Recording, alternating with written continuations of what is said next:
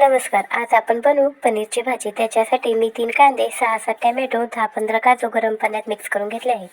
आता मी कांदा बारीक करून घेतला आहे. कढई ठेवली आहे गॅसवर आणि त्याच्यात थोडंसं तेल घालत आहे. तेलामध्ये मी आता बारीक चिरून घेतलेला आपला कांदा घालणार आहे. कांदा तो लालसर होईपर्यंत भाजून घ्यायचा आहे. बघा, आता मी कांदा कढईमध्ये टाकला आहे आणि आता तो मी लालसर होईपर्यंत भाजत आहे. याच्यामध्ये गॅसची फ्लेम मी स्लो ठेवली आहे. हे पनीर मी वापरते. बघा, कांदा आपला ब्राऊन कलरचा झालेला आहे. असा ब्राऊन कलरचा कांदा भाजल्यावर पनीरच्या भाजीला वेगळी टेस्ट येते. आता ह्याच्यामध्ये मी चिरलेला टॅमॅटो घालत आहे. टॅमॅटो घालून कांदा टॅमॅटो दोन्ही मी मिक्स करत आहे. दोन्ही पण छानपैकी भाजून घेत आहे. तोपर्यंत मी पनीर पण कट करून घेतलेला आहे.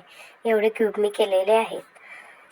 आता कांदा आणि टॅमॅटो भाजून झाला की तो मी मिक्सरला लावणार आहे. बघा किती छान भाजलेला आहे. आता हे मी गार करून मिक्सरला लावून घेते. आता मी कढई ठेवली आहे. त्याच्यामध्ये थोडंसं जास्त तेल घातलं आहे आणि त्याच्यामध्ये राई आणि जिरे घातलेले आहे. थोडंसं तेल जास्तच घालायचं बरं का.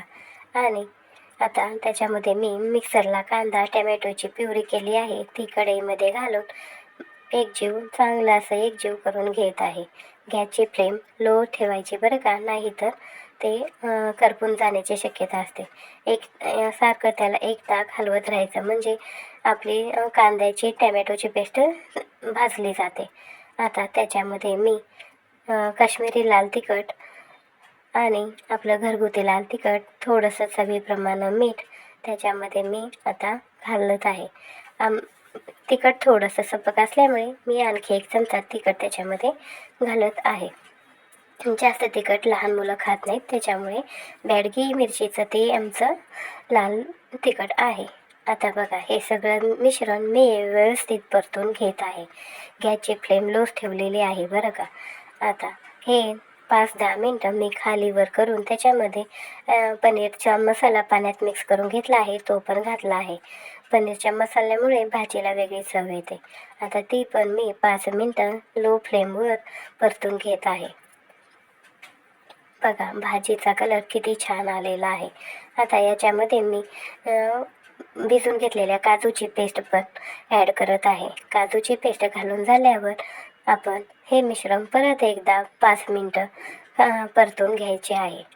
आता हे परतून घेतलं आहे. ह्याच्यामध्ये आता उकळी फुटत आहे. ह्याच्यामध्ये मी आता पनीर घातलं आहे.